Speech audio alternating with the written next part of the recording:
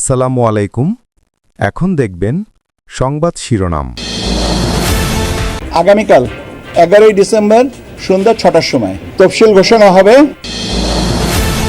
বৃহস্পতিবার সন্ধ্যা 6টায় নির্বাচনের তফসিল ঘোষণা করবেন সিইসি। বিস্তারিত জানানো হলো রাষ্ট্রপতিকে। সুষ্ঠু ভোট আয়োজনে ইউএনওদের নির্দেশ প্রদান। নির্বাচনের জন্য গুরুত্ব দেব, যেটা 5 বছরের নির্বাচন, সৎ প্রার্থী আসুক, এটা আমরা চাই। সেটা জনগণের বিচারের বিষয়। আমরা চাই যে শান্তিপূর্ণভাবে যেভাবে ভোট দিতে চাই সেভাবে ভোট।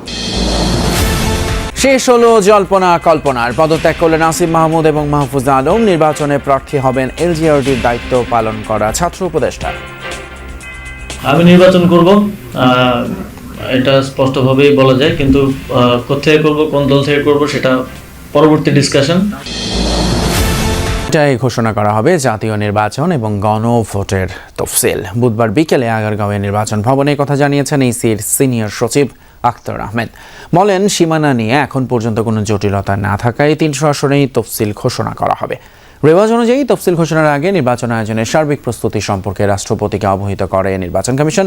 রাষ্ট্রপতির সাথে সাক্ষাৎ করতে বুধবার বেলা 12টার কিছু পরে সিইসি সহ পুরো কমিশন যায় বঙ্গভবনে। নির্বাচন প্রস্তুতি এবং মাঠ পর্যায়ের অগ্রগতি, রাজনৈতিক পরিস্থিতি, আইন শৃঙ্খলার বর্তমান চিত্র রাষ্ট্রপতিকে অবহিত করেন তারা। এর আগে বঙ্গভবনে রাষ্ট্রপতির সাথে সিইসি এবং কমিশনারদের বৈঠকের বিষয়ে তিনি জানান, অবাধ এবং সুষ্ঠু নির্বাচন আয়োজনে সর্বোচ্চ সহায়তার আশ্বাস দিয়েছেন রাষ্ট্রপতি মোহাম্মদ শাহাবুদ্দিন। আগামীকাল 11ই ডিসেম্বর সন্ধ্যা 6টার সময়। এখন পর্যন্ত সিদ্ধান্ত হচ্ছে 300 আসনে, কারণ আমরা এখনো পর্যন্ত তো কোর্টের কোনো অর্ডার পাইনি। অর্ডার পাওয়ার পরে যদি সংশোধন লাগে সেটাও সেভাবে করা যাবে। এদিকে আগামী নির্বাচন সুন্দর এবং সুষ্ঠুভাবে আয়োজনের মাধ্যমে স্মরণীয় করে রাখতে হবে। রাষ্ট্রীয় অতিথি ভবন যমুনা থেকে সারা দেশের উপজেলা নির্বাহী অফিসার ইউএনওদের সাথে ভিডিও কনফারেন্সে যোগ দেন অন্তর্বর্তী সরকার প্রধান ডক্টর মোহাম্মদ ইউনূস। জাতীয় নির্বাচনের পাশাপাশি জনগণকে গণভোটের ব্যাপারে উদ্বুদ্ধ করার উপর জোর দেন তিনি। এটিকে নতুন বাংলাদেশ গড়ার সুযোগ হিসেবে উল্লেখ করে যে কোনো পরিস্থিতি মোকাবেলা এবং গুজব প্রতিরোধে ব্যবস্থা নেওয়ার আদেশও দিয়েছেন ডক্টর ইউনূস। নির্বাচনের তফসিল ঘোষণা হলে কে কোন দায়িত্ব পালন করবেন তার পরিকল্পনা এবং প্রস্তুতি এখন থেকেই নেয়ার পরামর্শ দেন প্রধান উপদেষ্টা।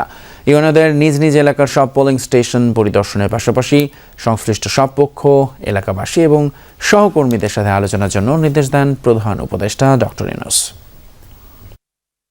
গত 3বার যে নির্বাচন হয়েছে সেটাও নির্বাচন, সেখানে নির্বাচিত হয়ে লোক সংসদে গেছে, কিন্তু আজকেও আরো বহুদিন ধরে সারা জাতি স্মরণ করবে সেগুলো তামাশা হয়েছে, প্রহসন হয়েছে, নির্বাচন হয় নাই। কাজে আমরা সেটার সঙ্গে তুলনা করছি না, তুলনা করার কোনো কারণ নাই। যে কোনো সুস্থ মস্তিষ্কের মানুষ বলবে ওটা কোনো নির্বাচন তো নয়, এটা জাতির সঙ্গে প্রতারণা করা হয়েছে। অন্তর্বর্তী সরকারের 2 ছাত্র উপদেষ্টা আসিফ মাহমুদ সজীব ভুঁইয়া এবং মাহফুজ আলমের পদত্যাগপত্র গ্রহণ করেছেন প্রধান উপদেষ্টা ডক্টর মোহাম্মদ ইউনূস।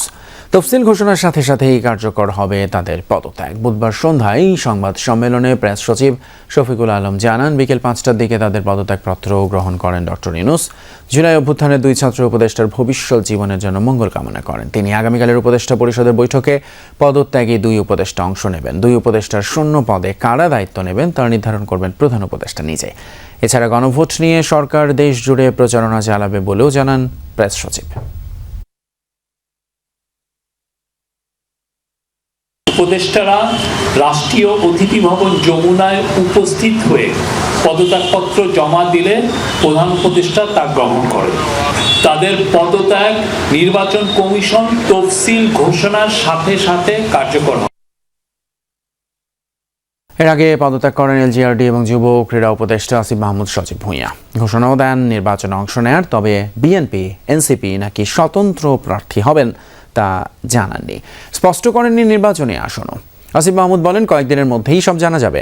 উপদেষ্টার বিরুদ্ধে নির্বাচনী এলাকায় বরাদ্দ, পদায়ন এবং পদোন্নতিতে আর্থিক লেনদেন এবং প্রকল্পে কমিশন গ্রহণ নিয়ে আলোচনা ছিল, তবে এসব অভিযোগ অস্বীকার করেছেন তিনি। পদত্যাগের আগে সম্পদের হিসাব বিবরণী জমা দিয়েছেন আসিফ মাহমুদ, জমা দিয়েছেন কূটনৈতিক পাসপোর্টও।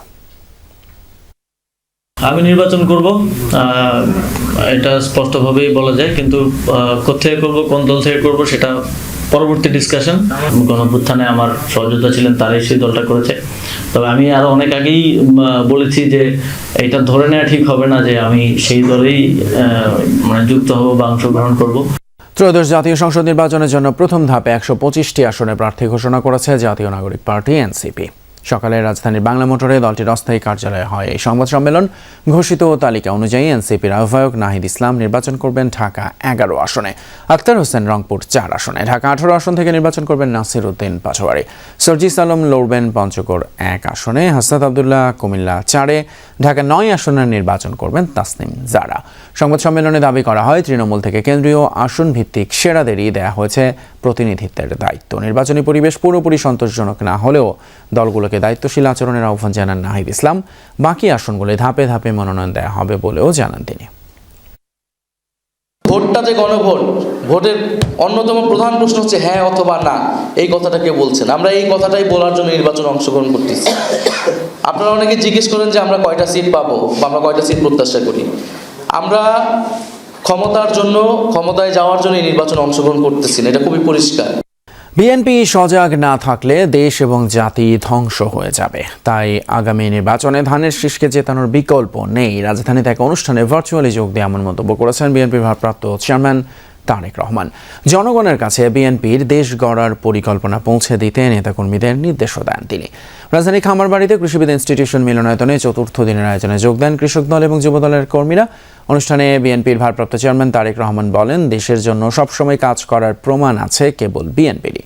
জানান, ক্ষমতায় গেলে তার দল কোনো মেগা প্রকল্পে যাবে না, অর্থ ব্যয় করবে শিক্ষা, স্বাস্থ্য এবং সামাজিক উন্নয়ন খাতে। এ সময় আন্তর্জাতিক মানবাধিকার দিবস স্মরণ করে তারেক রহমান বলেন, অন্য দল ও ব্যক্তির রাজনৈতিক আদর্শ উপস্থাপনের নিরাপত্তা নিশ্চিত করা সকলের দায়িত্ব। দেশে মানবাধিকার লঙ্ঘনের পুনরাবৃত্তি দেখতে চায় না বিএনপি। দেশ তো তারাই গড়তে পারে যাদের প্রথম স্লোগান হচ্ছে প্রথম বাংলাদেশ আমার শেষ বাংলাদেশ, এবং যাদের স্লোগান হচ্ছে সবার আগে বাংলাদেশ। আমাদের একটি অন্যতম লক্ষ্য হচ্ছে আমরা কোনো মেগা প্রজেক্টে যাব না, কারণ আমরা দেখেছি মেগা প্রজেক্ট মানে মেগা দুর্নীতি। দুর্নীতির বিরুদ্ধে আমাদেরকে দুর্নীতির লাগাম টেনে ধরতে হবে।